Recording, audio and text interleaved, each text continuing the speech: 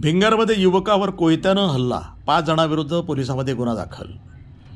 भिंगार रस्त्यावरील फुटबॉल मैदानाजवळ पूर्व वैमनस्यातनं एका युवकावर कोयता आणि बांबूच्या दांडक्यानं हल्ला केल्याची घटना समोर आली आहे। या हल्ल्यामध्ये उदय अब्राहम ढगे वय 21 राहणार शांतीनगर केदार वस्ती सोलापूर रोड हा जखमी झाला असून त्याच्यावर जिल्हा शासकीय रुग्णालयामध्ये उपचार सुरू आहेत।